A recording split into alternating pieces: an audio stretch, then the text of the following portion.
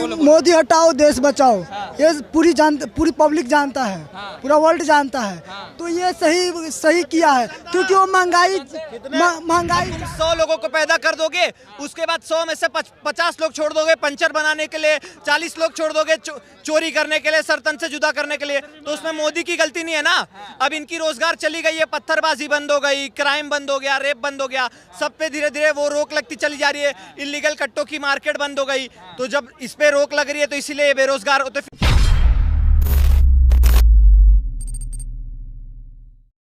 बिहार से हूँ। बिहार से कौन जिला भाई? समस्तीपुर। समस्तीपुर। हाँ। अभी बवाल हुआ बिहार में, सुने कि नहीं? वो सब तो हम नहीं जानते हैं। क्या कहना चाहते हैं? बोलो। मोदी हटाओ देश बचाओ, ये पूरी पब्लिक जानता है, पूरा वर्ल्ड जानता है। तो ये सही किया है, क्योंकि वो महंगाई ज्यादा। कितना पढ़ा लिख, अरे एक मिनट, कितना पढ़ा लिखा है? मोदी हटाओ देश बचाओ, कितना पढ़ा लिखा है? क्योंकि महंगाई क्योंकि महंगाई ज्यादा करता है, आम पब्लिक को ज्यादा वो हो जाता है। अब बताओ यूपीआई में भी बढ़ा दिया। बताओ ये पहले तो नहीं बढ़ा यार, तुम व्हाट्सएप वाले हो, लग रहा है। पता तो नहीं, व्हाट्सएप वाले हो। इनको यही बात नहीं पता होती है। यूपीआई ने नहीं बढ़ाया भैया, भागो मत। जो व्हाट्सएप से पढ़े थे ना, व्हाट्सएप से पढ़ना छोड़ के बुक पढ़ो। यूपीआई में नहीं बढ़ा है। जो वॉलेट होता है ना, जो वॉलेट यूज करता है वो वॉलेट के ऊपर पैसे बढ़े, यूपीआई पे नहीं बढ़े। बैंक अकाउंट से डायरेक्ट ट्रांसफर कर रहे हो तो उस पे पैसा नहीं बढ़ रहा, ठीक है ना? तो गलत मत भराओ।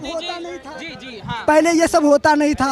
अब ये महंगाई क्यों कर रहा? मोदी सही है, अपनी जगह सही है, लेकिन वो महंगाई क्यों बढ़ा दिया? मोदी अपने जेबा से देगा। अरे नहीं, मोदी की गलती थोड़ी तू महंगाई में पैदा हो गया, वो तेरी गलती है, तू बेरोजगार पैदा हो गया, समझे मेरे भाई?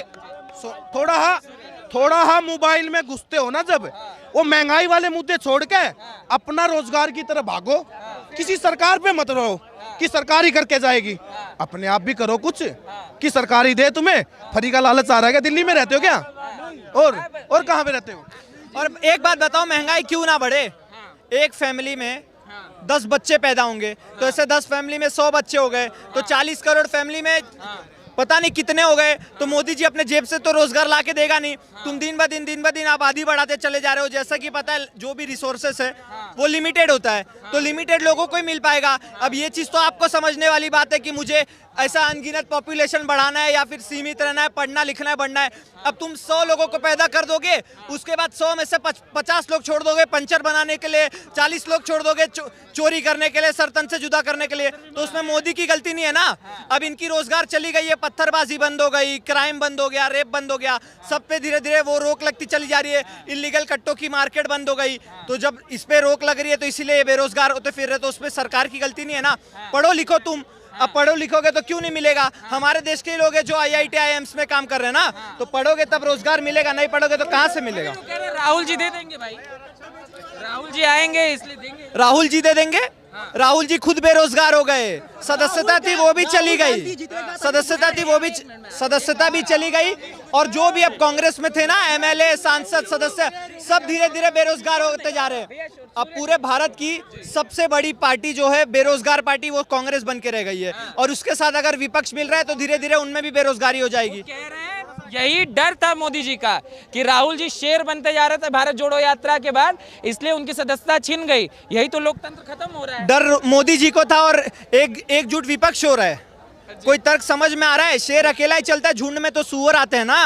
और 3000 किलोमीटर पैदल चल रहे थे, 3000 किलोमीटर पैदल चलने के बावजूद भी 5 राज्यों में चुनाव हुए, हिमाचल छोड़ के 4 में चले गए। कैम्ब्रिज में जाके, यहाँ मोहब्बत की दुकान खोलते हैं, कैम्ब्रिज में गए, जबान पे जहर मिल गया, वहाँ पे भारत के खिलाफ अंडशंड कुछ बोला, भारत को बदनाम किया। नॉर्थ ईस्ट में चुनाव हुआ, 70 साल से बने थे नॉर्थ ईस्ट में, 3 राज्यों में चुनाव हुआ, वहाँ पे हैट्रिक उड़ गया। तो ये तो इनका समझने का फेर है ना। लोकतंत्र खतरे में आ रहे। तुम संसद में आते ही कब हो? जिस तरीके से लोग छुट्टी मनाने जाते हैं उस तरीके से तो आप छुट्टी मनाने लोकसभा में आते हो बोलने, और बोलोगे लोकतंत्र खतरे में। इतना ही लोकतंत्र खतरे में होता तो कश्मीर में बिना सिक्योरिटी के भाई बहन जाके ना खेल रहे होते। बर्फ बर्फ से गोला गोला खेल रहे यहाँ। और इतना ही लोकतंत्र खतरे में होता तो नेशनल हेराल्ड का केस कब से चल रहा है, अभी तक बेल पे माँ बेटे घूम रहे हो। और अभी इसका फैसला आया जो इन्होंने बोला था मोदी समाज को चोर, उसमें भी तुरंत बेल मिल गई। तो लोकतंत्र खतरे में होता ना तो आप जेल में होते। लोकतंत्र खतरे में कब था पता है? 1974 में जब इंदिरा गांधी ने लगाया था वो इमरजेंसी, उसके बाद 1984 में जब सिखों पे गोली चली थी, उस वक्त लोकतंत्र खतरे में था, आज खतरे में नहीं है। आप कश्मीर वाला भूल गए? कश्मीर वाला 5 अगस्त जेनोसाइड वाली बात आप कर रहे हो ना, 2 एग्जाम्पल दे दिया। अब इसमें समझ जाए तो ठीक, वरना फिर इटली में जाके पॉलिटिक्स करे। यहाँ तो इनके बस की पॉलिटिक्स है नहीं। यहाँ से तो एकदम शून्य होते चले। अरे अमेठी की सीट थी तुम्हारी, तुम्हें पूर्वजों ने भेंट की थी वो सीट, तुम्हें लड़ने की जरूरत नहीं थी, वो तक सीट तुम हार गए। तो इससे ज्यादा तो तुमसे कोई क्या ही उम्मीद कर सकता है।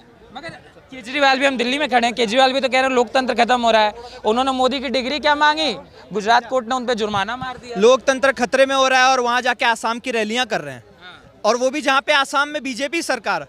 तो इनका, मैं तो केजरीवाल जी से बोलना चाहूंगा, पहले आप अपनी करप्शन की डिग्री दिखा दो, उसके बाद मोदी जी अपनी डिग्री दिखा देंगे। आप अपने करप्शन की डिग्री पहले डिग्री दिखाते रहते हैं पूरे उनके। और जो केजरीवाल जी सपना देख रहे हैं ना प्रधानमंत्री बनने का, मैं उनके साथ खड़ा हूं, वो बिल्कुल प्रधानमंत्री बनेंगे। बस फर्क इतना है कि जैसे सत्येंद्र जैन तिहाड़ जेल के गृह मंत्री है, उसी तरह से केजरीवाल तिहाड़ जेल के प्रधानमंत्री बनेंगे।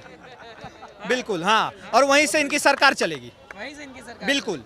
नीतीश बाबू कह रहे हैं सरकार तो हमें गिराना आता है भाई, एक बार विपक्ष हमारी बात माने, भाजपा को 100 सीट पे नहीं थाम दिया तो हो गए। सरकार गिराना, बिल्कुल गिराना आता है। अब देखिए धीरे धीरे आरजेडी गिरने वाली है, तेजस्वी जी अब धीरे धीरे साफ होने वाले हैं। जंगल राज चल रहा है, वहां पे दिन दहाड़े गोलियां चल रही है, बॉम्ब ब्लास्ट हो रहे हैं। नीतीश जी का क्या है, वो तो पलटू राम है, आज यहाँ कल वहाँ, सत्ता पे, उनको सत्ते में बना रहना बहुत अच्छे तरीके से आ रहा है। ने कह दिया यहाँ नहीं आने देंगे, यहाँ ताला बंद हो गया परमानेंट। अरे तो यहाँ नहीं आएंगे तो कहीं और चले जाएंगे।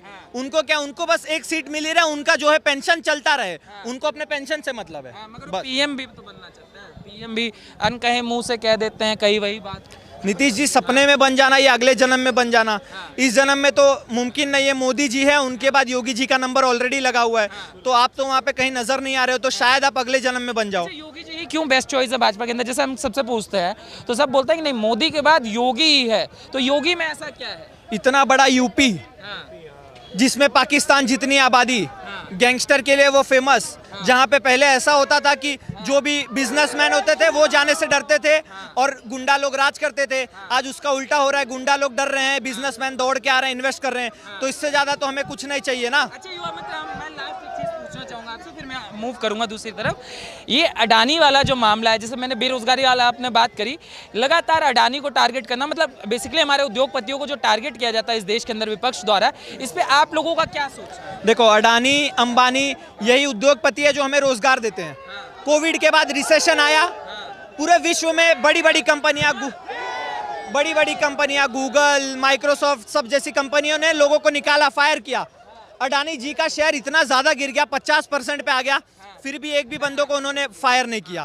तो इससे ज्यादा एग्जांपल क्या चाहिए? तुम रोते रहो। और इतना ही अडानी से दिक्कत है तो 60,000 करोड़ का बिजली प्रोजेक्ट निवेश किया है राजस्थान में, क्यों राहुल जी नहीं गए निकालने? क्यों नहीं गए? छत्तीसगढ़ में 33,000 करोड़ का कोयला प्रोजेक्ट दिया है, क्यों नहीं गए निकालने? केरल में पोर्ट का प्रोजेक्ट दिया है, क्यों नहीं गए निकालने? वहां नहीं जाएंगे, वहां इनकी सरकार को फंड आ रहा है, वहां पे जाके तो दंडवत करने लग गए अडानी जी के पैरों में।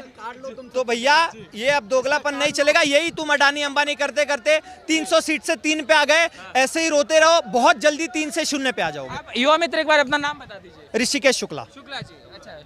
फोन नंबर भी आप बताइए, आपका शुभ नाम क्या होगा सर? अमिताभ सिंघई। अमिताभ जी कहाँ से? अमिताभ जी मैं एमपी हूँ, एमपी सागर से। शिवराज सिंह चौहान जी। जी हाँ, जी हाँ। आपके यहाँ भी थोड़ा ये चला कि लोकतंत्र खत्म हो गया, सरकार तोड़ फोड़ कर बनाई गई। अब ये जो लोकतंत्र वाली फिलॉसफी हर विपक्षी पार्टी चला रही है, आप लोगों का क्या तर्क है? क्या विपक्ष इतना ताकतवर हो चुका है कि मोदी जी को इस बार पटकनी दे देगा? देखिए मैं आपको एक बात बताऊं, जब भी आदमी ऐसी बात करता है, राजनीति को और धर्म को और सामाजिक नीति को अलग अलग देखना पड़ेगा। समर्थ को नहीं दोष गोसाई। जो भी समर्थ होगा, चाहे वो पक्ष में हो विपक्ष में हो, अपनी पकड़ मजबूत रखेगा। आज मध्य प्रदेश में देखो तो समर्थ भाजपा है तो वो मजबूत है। जिस दिन कांग्रेस या अदर विपक्षी दल मजबूत होंगे तो वो दूसरी पार्टी अपना कब्जा जमाएगी। ये साधारण राजनीति का हिस्सा है। आप इसके लिए ये नहीं कह सकते कि वो कमजोर है कि ये कमजोर। आज समय सबका अपना अपना है। समय बड़ा बलवान रे भाई, समय बड़ा बलवान होता है। आज अगर विपक्ष में अगर कांग्रेस बैठी है, वो कमजोर है, वो बहुत नीचे जा रही है।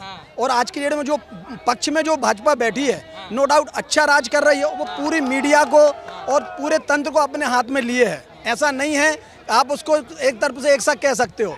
आप और हम जो भी हिस्सा हैं, हम आपको एक बात बता दें, समरथ को नहीं दोष घुसाऊं, ये बरसों पुरानी प्रथा है इस देश की, ये बरसों पुरानी। तंत्र, आप ये जो शब्द है ये क्यों आप लोग यूज लगता है खराब लगे एक मिनट को, बट हमने आपको देखा है जब हम और आप हम मीडिया में जो देखते हैं वो हम बोलते हैं, जो मीडिया में हाईलाइट होता है उसके बारे में हम सोचने लगते हैं।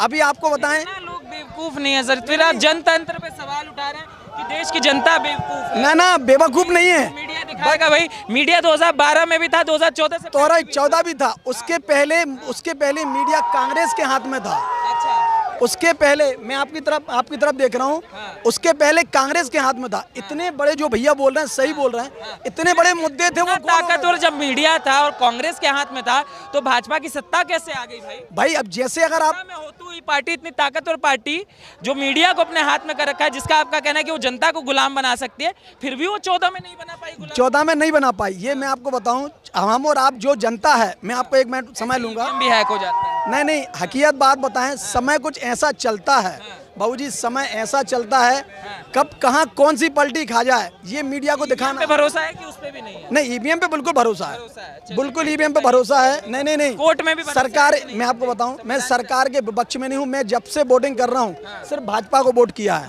आज तक की डेट में कांग्रेस को नहीं किया। मगर इस देश में नहीं किया, कांग्रेस इतना बढ़िया कहती है, हम सब करते हैं। मैं आपको बता रहा हूँ क्यों नहीं किया मैंने, क्योंकि पहले एक तरफा राज कांग्रेस का था। मैं चाहता हूँ सशक्त विपक्ष बने, आज भैया भी चाहते हैं सशक्त विपक्ष बने।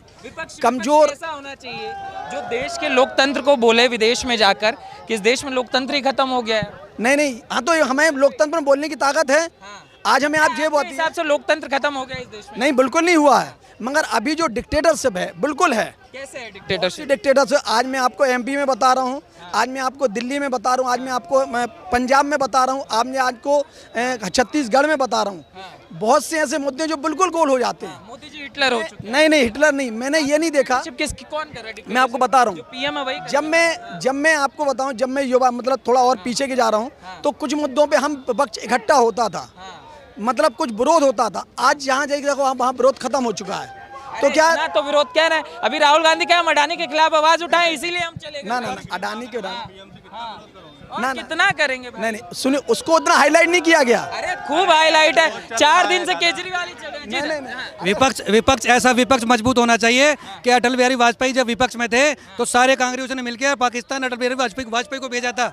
और बीजेपी कहाँ करे, बीजेपी विपक्ष में भी रहे, बीजेपी पक्ष में भी रहे, तो भैया ऐसे नमूनों को साथ ही चाहिए। अगर डेमोक्रेसी खतरे में है और अगर ऐसी डेमोक्रेसी है कि जब रशिया यूक्रेन का युद्ध हो रहा था तो पाकिस्तान वाले अपने गाड़ी पे भारत का झंडा लगा के निकल रहे थे, अफगानिस्तान वाले भारत का झंडा निकल रहे थे, यहाँ रशिया यूक्रेन का युद्ध चल रहा है, वहाँ बाइडेन मोदी जी के पैरों में दंडवत करके लेटा है कि प्लीज रशिया के विरोध में 2 शब्द बोल दीजिए। वहाँ रशिया वाले पैर पड़ रहे हैं कि प्लीज हमारे विरोध में एक भी शब्द मत बोलना, हमारे साथ खड़े रहिए, किसी अलायंस में मत जुड़िए। अगर ऐसी डेमोक्रेसी खतरे में है तो मैं ऐसे डेमोक्रेसी में ही जीना चाहूंगा। मैं चाहूंगा ऐसे ही लोकतंत्र पूरे राज्य में खतरे में आ जाए। मुझे वो लोकतंत्र मजबूर है। अगर राहुल गांधी कबूल नहीं है, राहुल गांधी बिल्कुल कबूल नहीं है। अगर पेट्रोल 5,000 रुपए लीटर हो जाता है, आटा 1,500 रुपए लीटर हो जाता है, खाने पीने की सामान 2,000 रुपए लीटर हो जाता है, फिर भी मैं मोदी को ही वोट दूंगा, राहुल गांधी को वोट नहीं दूंगा।